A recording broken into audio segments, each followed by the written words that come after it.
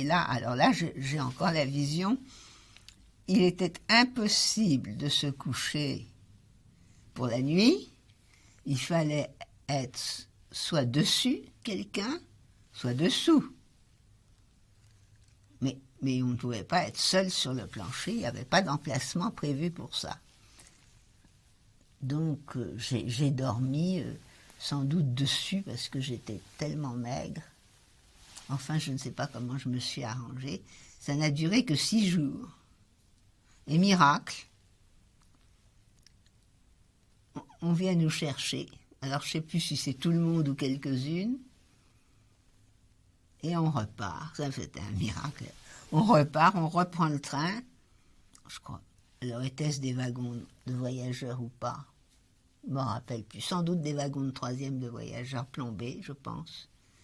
Et on arrive dans encore un autre camp qui s'appelle Malchow, qui n'est pas très connu, et qui n'est pas très loin, à une centaine de kilomètres, je crois savoir, au nord de Ravensbrück. À ce moment-là, vous étiez toujours avec Estelle?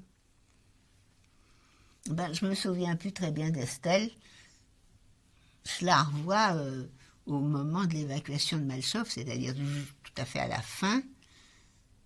Je l'avais à côté de moi, puis tout d'un coup, elle n'y était plus. C'est là que j'ai compris qu'elle avait abandonné, qu'elle était restée sur le bord de la route, n'en pouvant plus.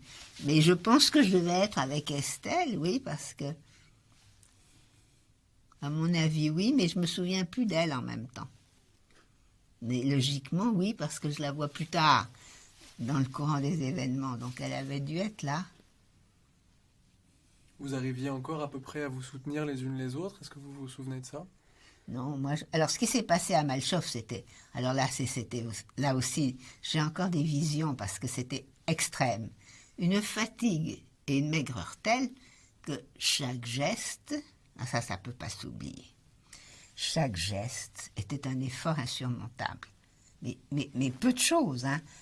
Mettre la main de là à là, passer de la position assise à la position couchée, ou couchée à assise, un effort surhumain, et passer de la position assise à la position debout, encore un effort plus surhumain. Et ça, je m'en souviens très bien, parce que c'était... Et puis alors, on était couverts de poux et de... je pense la gale, mais ce dont je me souviens plus, oui, sans doute la gale aussi, mais la gale, on l'avait eue depuis très longtemps, tandis qu'à Malchow, c'était des poux, ça c'était assez nouveau, et on était couverts de poux, la tête. Et, bon, on devait avoir presque rien à manger, je me souviens plus, on devait nous donner quelque chose, mais les tas étaient c'était tellement la faim, vous comprenez. Alors, cette fatigue... Ça, j'ai pas pu l'oublier, vous voyez. Le geste qui est lent. Et alors tout d'un coup, j'ai un abcès dans la gorge et j'ai la chance d'être hospitalisée dans un revire, c'est-à-dire dans une infirmerie, de tomber sur une infirmière d'origine roumaine qui adorait la France, qui me parle en français, qui me garde peut-être plus que nécessaire. Je suis dû rester presque une semaine, enfin, je ne sais plus très bien, mais environ. Et qui m'apporte là aussi de la semoule au lait. Ça aussi, je lui dois la vie, parce que je ne pouvais plus tenir sans ça. Elle me requinque un peu, si peu que ce soit. On comptait par jour, vous comprenez. Moi, j'ai appris après la guerre qu'il y avait des tas de gens qui dès le 15 avril, étaient libérés. Et moi, le 15 avril, j'étais beaucoup mieux que le 2 mai. Enfin, beaucoup moins mal. C'est vraiment un jour, c'était... infini. Alors, nous, on a été libérés que le 2 mai. Elle me donne, tout ça, ça se passait en avril 45. Elle me passe de la soupe, de la semoule au lait. Miracle, mon furoncle, mon anthrax de la gorge disparaît. On ne sait pas trop comment, parce qu'il n'y avait pas d'antibiotiques. Elle n'avait même pas de sulfamide. Enfin, il s'est ouvert, il a disparu. Un miracle de plus. Et je retourne dans le bloc. Mais là, je ne vois pas Estelle tellement avec moi, je ne sais pas. Je ne peux pas vous dire. Et je retourne dans le bloc et je me souviens d'une chose, c'est que c'était l'anniversaire de Hitler. Je crois que c'était le 24 avril. Le 20 avril. Ou le 20 avril. Alors pour le 20 avril, j'étais déjà sortie de l'infirmerie. Et puis il y avait eu un petit quelque chose en plus à manger pour l'anniversaire du Führer. 20 avril, alors il y avait eu... Enfin, on savait que c'était comme ça, on ne pouvait pas ignorer que c'était son anniversaire. Et puis très peu de temps après, se sont formés des groupes qui sortaient du camp. Alors, on nous disait, c'est la Croix-Rouge suédoise qui vient vous chercher. Moi, j'y étais pas, je restais toujours dans le camp, mais je voyais des groupes de déportés qui sortaient, effectivement. Bon, il y a eu... Alors, je ne sais pas ce qu'ils sont devenus exactement. Vous savez, il y en a beaucoup qui sont morts dans les bateaux, là, dans les cales des bateaux. Ils allaient vers la Suède, c'était la Croix-Rouge suédoise. Hein. Ils allaient vers la Suède et ils ont été bombardés, ils sont morts comme ça. Et je crois qu'il y en a beaucoup... puisque nous étions dans le nord de l'Allemagne, je suppose que... Je ne sais pas. Enfin, ils sortaient du camp. Et moi, avant que je sorte... Effectivement, il faut expliquer ça a été beaucoup plus long. Oui, parce qu'en fait, à la fin du mois d'avril 1945, la Croix-Rouge a pu entrer dans ce camp et faire sortir un certain nombre de détenus. C'est ça. Mais vous n'avez été libéré qu'après. Alors nous, moi, voilà, j'ai marché encore 2 jours ou 3 jours dans les forêts. J'ai été évacuée encore comme le 18 janvier, hein, évacuée. Mais à la différence, c'est qu'on avait un paquet de nourriture. On avait un carton, enfin, une ration de quelque chose avec de la nourriture militaire, très, très rugueuse, tout ce que vous voulez, mais de la vraie nourriture. Et on a marché, on est sorti du camp. Alors là, il y avait Estelle. En fin d'après-midi, il y a eu toute une nuit, je me souviens plus comment ça s'est passé. Un second jour, de nouveau toute une nuit, mais je ne sais plus ce qu'on faisait la nuit. À mon avis, on s'arrêtait, mais c'était déjà un peu le printemps, il faisait déjà moins froid, puis c'était moins à l'est. Hein. Et c'est au 3e jour, alors j'ai su après que j'ai été libérée le 2 mai 1945, alors on marchait dans la journée, il était environ 4-5 heures de l'après-midi, on était monté sur une petite colline qui surplombait la route pour faire une halte, on avait toujours les SS avec nous, hein. Mais enfin ils nous avaient permis de monter un peu au-dessus de la route pour se reposer, et puis tout d'un coup, sur la gauche, la route, au bas de la colline, la route sur la gauche, un nuage de poussière. Et j'en pleurais encore. Et dans le nuage de poussière, les chars américains.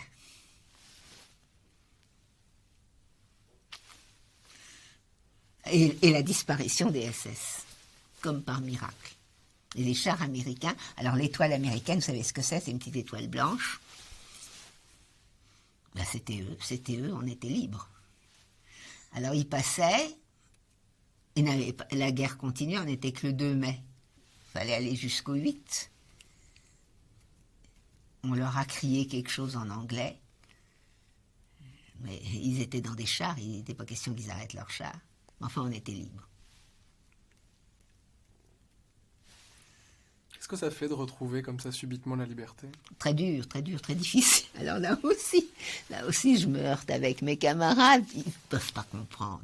Moi, je suis assez honnête pour le dire. Et ça, c'est parce que vous avez lu mon livre. Mais effectivement, quand on se retrouve libre après 11 mois de non-liberté, enfin, moi, dans mon caractère, je suis faite comme ça et j'y peux rien, j'ai trouvé que c'était très encombrant. Et je me suis dit, mais comment vit-on, que fait-on, que pense-t-on, comment on se comporte? On ne sait plus vivre libre. Bon, alors il paraît que c'est tout à fait exceptionnel, que personne ne vous le raconte. Si les gens sont vraiment honnêtes, à mon avis, ils devraient vous le dire, parce que c'est pas possible qu'il y ait que moi qui ai ressenti ça. J'ai l'impression que je suis la seule, mais je ne peux pas croire que ce soit vrai. C'est-à-dire qu'on ne sait pas quoi faire de sa liberté. Oui, surtout quand on est en plus... À mon avis, ça vient aussi du fait qu'on est dans un état physique plus que lamentable, enfin extrême, disons, dans un pays étranger. Je pense que ça doit jouer aussi. Mais quand même, la liberté, c'est quelque chose, on ne se rend pas compte, à force d'en avoir l'habitude. mais ça suppose une gestion, comme on dit maintenant, de tous les instants. Comme on dit maintenant, c'est pas évident, pour prendre le langage moderne. Et si on n'en a pas l'habitude, on ne sait pas ce qu'il faut faire, on n'arrive pas à se prendre en charge. Au lieu de se laisser conduire dans les conditions les pires, tout d'un coup, on devient responsable de soi-même. Enfin, moi, ça m'a paru, je m'y suis très vite fait. Mais sur le moment, pendant quelques heures, peut-être quelques minutes, ça je ne m'en rappelle plus, mais enfin, moi je crois plutôt quelques heures. Et vous avez pensé à vos parents au moment où vous avez été libéré? J'ai certainement pensé à ma mère, bien que j'étais dans un tel état physique et moral que j'étais tellement endurcie, j'étais comme une bête en réalité. Et si j'avais eu un SS à portée de main, je l'aurais bousillé, mais joyeusement. J'aurais pu... Si on m'avait donné la possibilité de tuer des SS, j'en aurais tué autant que je pouvais. Vous comprenez, il y avait vraiment une haine qu'on peut supposer, surtout de la part de quelqu'un de jeune. J'avais une haine du SS et du FLE en général. Moi, je les aurais tous bousillés autant que j'en aurais vu devant moi. Et j'étais vraiment plus la même. Et c'était le but des Allemands, paraît-il, j'ai lu ça plus tard, de nous rendre à l'état bestial. Et bien là, ils y étaient arrivés. C'est-à-dire que tous les sentiments que j'avais pu avoir et que j'ai retrouvés quand même par la suite n'existaient pas. Alors ma mère, j'ai dû y penser, bien sûr, mais pas du tout comme on peut imaginer que j'en avais fait mon deuil de la manière dont vous savez, une fois pour toutes. Et c'est bien plus tard que j'ai commencé de nouveau à... Enfin, c'est surtout en allant à Lyon et en me retrouvant seule à Lyon que j'ai réalisé beaucoup de choses. C'était quand, ça? Eh bien, c'était à plusieurs reprises. Hein. Mais j'ai mis longtemps à retourner à Lyon. Peut-être au bout de 30 ans. Et vous êtes retourné à Auschwitz? Oui, aussi. Alors, j'ai dû faire 3 pèlerinages, à peu près. Alors, à Auschwitz, à Birkenau, la première fois, j'étais en voyage indépendante. J'avais des amis qui étaient à Varsovie. Un était journaliste, il a voulu m'accompagner, mais enfin, il m'accompagnait de loin parce que je ne voulais aucune présence autour de moi. Et je me souviens avoir écrit quelque chose, avoir ressenti quelque chose que j'ai écrit, mais c'est pas, je peux pas vous dire que je le ressens aujourd'hui. Hein. Et c'était un lieu, Birkenau, quand j'ai foulé la terre de Birkenau, 30 ans après, ou non pas 30 ans, 20 ans après, 10 ans après, je sais plus. J'avais l'impression d'être chez moi, l'impression que tout m'appartenait, beaucoup plus que ce que je pouvais posséder en France, beaucoup plus qu'une maison dont j'ai la chance d'être propriétaire en Eure-et-Loire, beaucoup plus que l'appartement que j'habite à Paris, où je suis locataire. Non, tout ça, en France, ça m'était étranger. Le vrai endroit où j'étais chez moi et où la terre m'appartenait, c'était cette terre de Birkenau. Et là, évidemment, je pensais très fort à mes parents, parce que c'était le dernier endroit qu'ils avaient vu de leur vivant, le même air qu'ils avaient respiré et tout ça. Alors là, de nouveau, je repensais à eux très fortement, mais mes 10, 20 ou 30 ans avaient passé. Hein. Et pire, haine des Allemands que vous... Et pire que ça, attendez, je vous donne encore un tout petit détail, pire que ça, j'avais l'impression que il y avait comme une continuité entre mes pieds et le sol. Comme si j'étais tellement chez moi que mes pieds faisaient partie de la terre. Et ça, je l'ai écrit dans un coin quelque part. Parce que c'est spécial aussi, ça. Et vous me demandiez... Oui, cette haine des Allemands que vous avez ressentie juste après la guerre, est-ce qu'elle a subsisté après? Oui, elle aurait subsisté, mais maintenant, évidemment... Quand je suis devant un Allemand, la première question, et là je ne suis pas du tout originale, c'est je me demande quel âge il a. S'il était en état de nuire pendant la Deuxième Guerre mondiale, j'ai une répulsion parce que je ne peux pas savoir ce qu'il a fait ou pas fait. Mais si c'était un gars qui était innocent, disons que... Alors, j'ai pas la haine, j'ai une méfiance terrible. Et j'ai peut-être tort. J'ai peut-être tort, mais j'ai une méfiance. Et comment vous avez vécu le fait que l'Allemagne soit réintégrée relativement vite dans le concert des nations? Moi, ce qui me gêne, ce qui m'a gêné, ça m'a gêné, mais vous savez, c'est la fameuse phrase de François Mauriac, j'aime tellement l'Allemagne que plus il y en a, et plus je me réjouis. Quand elle a été réintégrée, elle était encore que la moitié, c'était seulement l'Allemagne de l'Ouest. Alors, je me disais, bon, l'Allemagne de l'Ouest, c'est pas trop grave, vous comprenez? Après, il y a eu la réunification.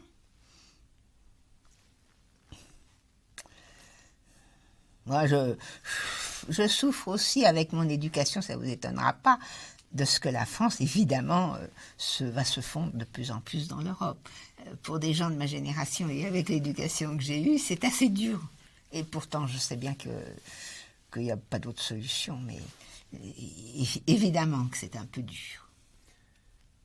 D'ailleurs, dans votre livre, on peut lire que votre père a reçu la mention Mort pour la France. Oui, et ma mère aussi. Et que, enfin c'est ce que vous écrivez, que vous éprouvez une grande fierté. Oui. Est-ce qu'avec le recul, par rapport à cette mention, vous avez le même regard? Non, parce que... Oui, je suis contente qu'ils aient eu cette mention, mais ça devient... On n'ose plus prononcer le mot détail, mais par rapport à leur martyr, c'est peu de choses. Enfin, c'est un détail, j'ose pas dire autre chose. Leur martyr fut si grand, je suis heureuse qu'il y ait cette mention, parce que ça veut dire qu'ils ne sont pas morts sans la reconnaissance de la patrie. Cette mention n'a été donnée qu'aux Juifs français déportés de France, nés en France. En même temps, il y a peut-être une certaine hypocrisie dans cette mention, parce que la France, après tout, a été aussi complice de l'extermination des Juifs. Naturellement. Alors là-dessus, vous avez la fameuse querelle. Les gaullistes vous diront, à tort, malheureusement, que le gouvernement de Vichy, c'était pas la France, que la France était à Londres. Malheureusement, c'est Vichy qui était reconnu auprès des autres pays. Les ambassadeurs étaient de Vichy et pas de Londres. Et cette page ignoble a existé.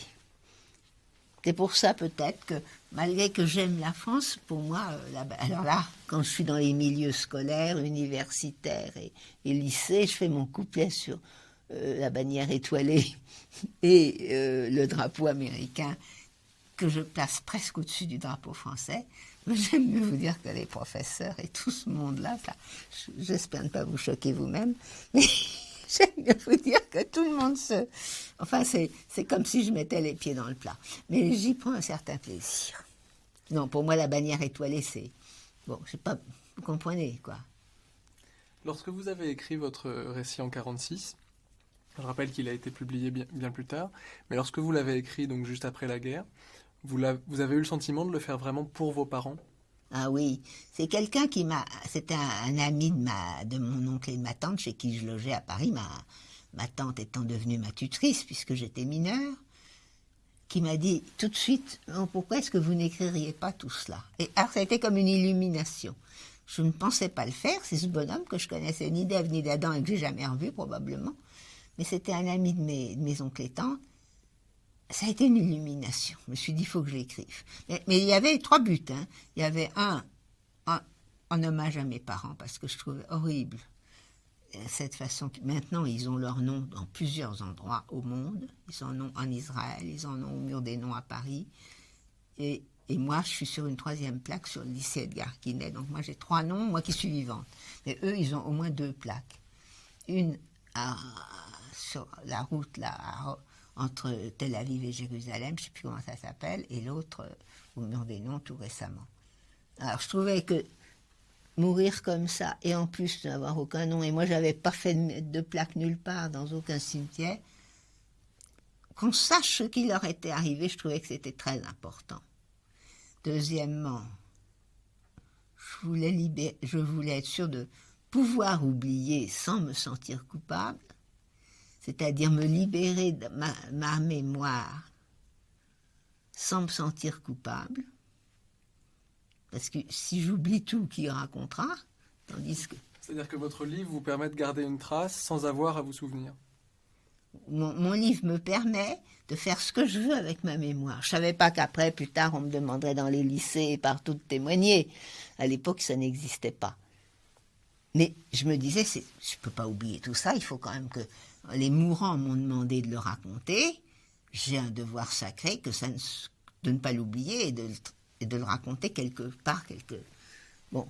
Mais en même temps, c'est trop lourd à porter quand vous avez 16 ans, vous pouvez pas. C'est trop lourd. Alors, en l'écrivant, je libérais ma mémoire. Alors, c'était à la fois un hommage pour mes parents et une façon de libérer ma mémoire et de partir vers une vie, enfin une vie civile la meilleure possible, le moins mauvaise possible. Et puis, il y avait une troisième raison, je ne sais plus ce que c'était. C'était non seulement d'avoir le droit d'oublier, mais c'était ses voisins, aussi l'idée que, en l'écrivant, je me libérais moi-même. C'est pas la même chose. C'est pas avoir le droit d'oublier, c'est une chose. Et puis si par malheur on n'oublie pas assez, ou si ça reste dans le fond de votre subconscient, c'est toujours aussi encombrant qu'en l'écrivant, si vous voulez, c'était ma psychanalyse. Je me libérais une catharsis, voilà. Je me libérais. Alors j'avais 3 raisons d'écrire ce livre. Est-ce qu'après la guerre, vous avez eu des enfants? Non. Non, j'ai pas eu d'enfants. Ça s'est pas fait. Et j'ai tant de camarades qui sont si fiers d'être arrière-grands-parents. Ils se les mettent en médaille, je dirais presque, mais enfin, ils ont raison, ils se réfugient là-dedans. Tant mieux pour eux, ils sont heureux. Moi, j'ai pas eu d'enfant. Mais je suis pas tellement faite non plus pour en avoir. Ça m'a manqué, mais pas tellement. Je pense que mon caractère n'est pas tellement orienté vers la maternité, malgré tout. Enfin, à un moment donné, vers l'âge de 30 ans, j'aurais souhaité, mais bon. Est-ce que, même si ça peut paraître très paradoxal, vous tirez de votre déportation quelque chose de positif? Non, énormément de choses. J'ai un autre camarade, parce que j'en cite beaucoup, à l'amicale, on est proches les uns des autres. Et j'ai un de mes camarades qui me dit, après Auschwitz, il ne peut plus rien m'arriver. Bon, la mort, certainement. Il faudra bien que ça arrive. Mais et puis Dieu sait si la maladie et tout ça, ça finit aussi par arriver. Et puis les tuiles de toutes sortes. Mais j'avais l'impression pendant longtemps d'être... Enfin, ça n'a pas duré tellement, mais en rentrant, j'avais l'impression d'être invincible.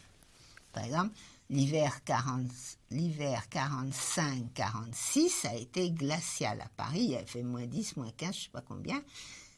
J'habitais chez ma tutrice, chez mon oncle et ma tante, rue Clément Marot, à Paris, dans le 8e. Il y avait un balcon, il faisait -15. Je me promenais en chemise de nuit avec -15 sur le balcon, en me disant, puisque je suis rentrée d'Auschwitz, je peux bien me promener avec -15 en chemise de nuit sur le balcon. Résultat, j'ai eu une pleurésie qui est devenue ensuite une tuberculose véritable et tout ça, mais j'étais invincible. Et ça donne une force inimaginable.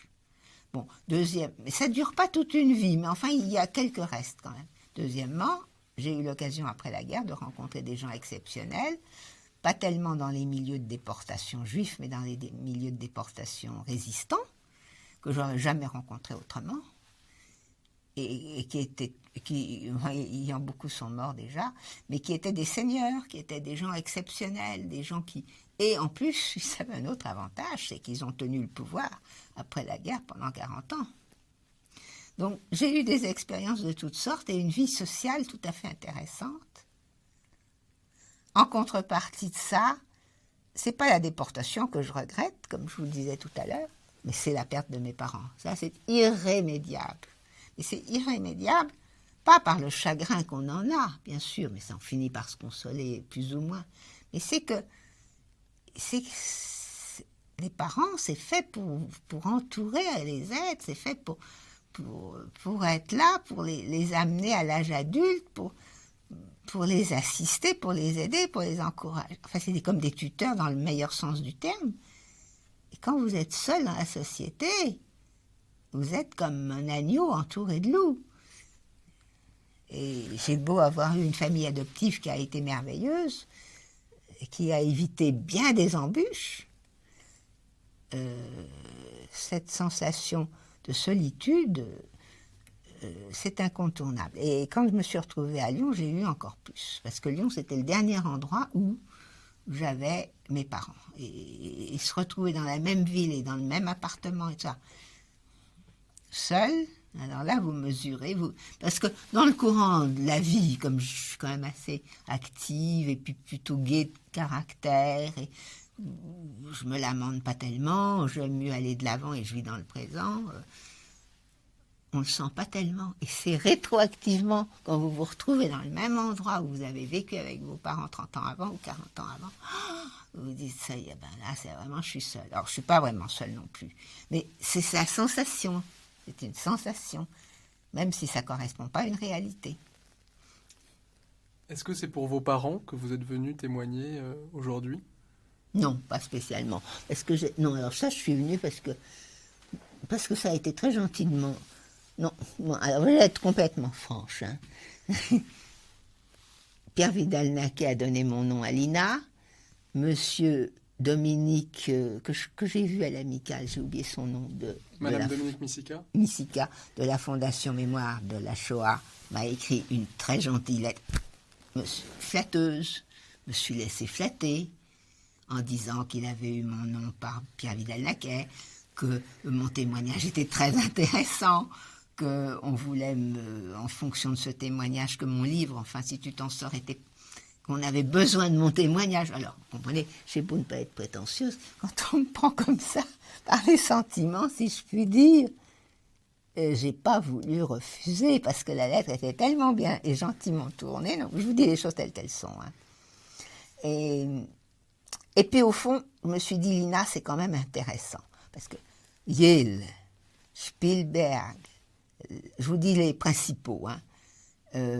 Bon, c'est loin, c'est aux États-Unis, on ne sait pas ce que ça deviendra, même si c'est prévu. Je suis persuadée que mon témoignage chez Spielberg, je ne sais pas où il l'a mis, mais je pense que ça doit être vu pas mal. C'est-à-dire que vous avez déjà témoigné pour d'autres institutions? J'ai témoigné pour Spielberg, pour Yale, pour, je vous cite les plus grands, et puis la mairie de Paris, là, il y a 1 an. J'avais pas besoin, ayant en plus écrit le livre, j'avais pas besoin de témoigner encore une fois. Sauf qu'il y a cette lettre qui était tellement bien tournée, et que Lina, c'est Lina. Non, là aussi, j'ai été un peu flattée. Et ensuite, quand j'ai parlé à une de vos collègues en disant « Est-ce que vous manquez de noms? Parce que moi, je peux vous donner j'ai tous mes camarades de l'amicale. » Alors, c'est pour ça que la liste m'intéresse, je voudrais savoir. Mais... bon, non, mais là, je suis enregistrée, il faut que je fasse attention quand même. Bon, merci en tout cas, merci beaucoup de nous avoir accordé ce témoignage. Je vous en prie et je vous remercie beaucoup aussi. Merci. Eh bien, c'est la dernière photo avant notre arrestation. C'est mon père et moi à Lyon, enfin dans les faubourgs de Lyon, puisque c'est la campagne, en 1943, l'été ou le printemps 1943, d'ailleurs 1 an avant notre arrestation. C'est la dernière que je possède, la plus récente, quoi. Alors là, je suis à Strasbourg. C'est en 1938, sur le balcon de notre appartement. Je n'ai pas très bonne mine parce que je relève de maladie. J'ai dû avoir une rougeole ou quelque chose comme ça. Enfin, c'est moi en 38 et j'ai donc j'ai encore 9 ans puisque je suis du mois de juillet et c'était juin 38. J'ai pratiquement 10 ans. Alors là, c'est Wangenburg en Alsace. Juin 1935, c'est donc ma mère et moi. C'est une belle photo de ma mère. On était dans un hôtel pour un week-end dans cette station qui s'appelle Wangenburg. Et vous voyez la tendresse qui peut nous... Là, on voit bien la tendresse qui nous unit. Alors là, c'est au Haut-Bar, en Alsace, et je vois que c'est marqué juillet 35. Donc j'ai 35 et j'ai 7 ans. C'est mon père, ma mère et moi à l'âge de 7 ans. Est-ce que vous pourriez simplement rappeler le prénom de votre père que vous Ah n'avez pas oui, dit alors c'est Gaston. Gaston, mon père. Hélène, ma mère. Et moi qui suis là et qui ai 7 ans. On partait pas en week-end, mon père travaillait énormément à Compagnie Saint-Ger, mais le dimanche après-midi, il s'octroyait, pour toute la semaine, il s'octroyait le dimanche après-midi qu'on fasse une excursion dans les Vosges. Et alors là, c'est encore mon père, ma mère et moi, mais beaucoup plus tard, je pense que c'est en 1940 à Valence. Je vais avoir ou j'ai 12 ans. Alors là, c'est ma grand-mère, la mère de ma grand-mère maternelle, celle dont je parle beaucoup, qui était une femme remarquable. C'est sur une plage à Saint-Lunaire, en Bretagne, et il y a marqué 25 mars 40. Alors, bon, ça doit être 25 mars 40. Ça m'étonne qu'en mars 40, ou alors c'est... Je comprends pas, parce qu'en mars 40, on n'était pas à Saint-Lunaire. Enfin, c'est ma grand-mère à Saint-Lunaire. Alors là, c'est un séjour aussi touristique. C'est ma mère qui prend la photo. Il y a ma grand-mère qui est sur la gauche avec son chapeau noir et son corsage blanc. Tout à fait à gauche, c'est ma grand-mère. Ensuite, il y a 3 dames. Celle du centre, c'est une amie de ma mère très proche, qui a d'ailleurs été déportée à Auschwitz, elle aussi, et qui n'y est pas rentrée, comme on dit. La mère de cette dame qui est contre ma grand-mère, une autre personne, et puis moi. Et alors, ça se trouve à la Chaux des Crotenay, c'est une station dont on ne parle plus d'ailleurs, mais qui est en Haute-Savoie, et c'était en 1937, donc j'avais 9 ans. Alors là, c'est ma grand-mère, toujours ma grand-mère maternelle. Elle a été veuve très jeune, et ça explique qu'elle était très, très proche de nous. Elle était pour les vacances, ma grand-mère maternelle a joué un très grand rôle, alors que ma grand-mère paternelle était beaucoup plus lointaine. Et alors là, nous sommes à Grindelwald, c'est une station en Suisse, et c'était en août 1934, donc j'avais 6 ans. On a toujours adoré la montagne dans ma famille. Là, c'est en Auvergne, il y a un petit village qui s'appelle Saint-Sauve, et ça, c'est en août 1942.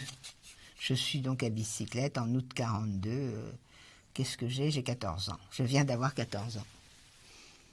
Et alors là, toujours ma grand-mère maternelle, c'est en 1941. Donc, on est dans nos pérégrinations. Et je pense que c'est le printemps 1941. Donc, quand nous étions on habitait Valence, et là, on a dû aller aux environs de Valence. Alors, cette photo-là, je l'aime aussi beaucoup. C'est au Chambon-sur-Lignon, où j'étais pensionnaire 3 fois de suite, c'est-à-dire 2 mois d'hiver pendant 5 mois et 1 mois d'été. Ça s'est échelonné entre 1935 et 1938.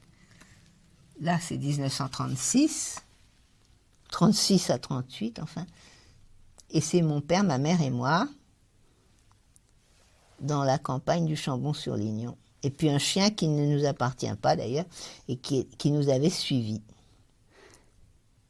C'est typique du Chambon-sur-Lignon, les sapins, un pays de sapins, le Chambon-sur-Lignon. Je suis très attachée au Chambon-sur-Lignon, terriblement. Alors pourquoi, j'en sais rien. Je crois que j'y ai beaucoup souffert hein, au Chambon-sur-Lignon en réalité, parce que cette séparation d'avec mes parents, je la prenais très mal. Et puis j'étais rien qu'avec des garçons, j'étais la seule fille. Et puis j'avais la première année, j'avais 8 ans, la deuxième année, j'avais 9 ans, et la troisième, c'était l'été, j'avais 10 ans. Et là aussi, c'était pareil, le premier jour, je passais mon temps à pleurer, et puis le lendemain, j'avais décidé que c'était plus possible comme ça, et je m'habituais. Voilà. Et puis mes parents ne venaient qu'une fois, ils n'avaient pas le droit de venir plus d'ailleurs, parce que quand on vient trop, ça perturbe les enfants. Donc ils venaient une fois en 5 mois. Merci. Je vous en prie. Merci. Merci aussi.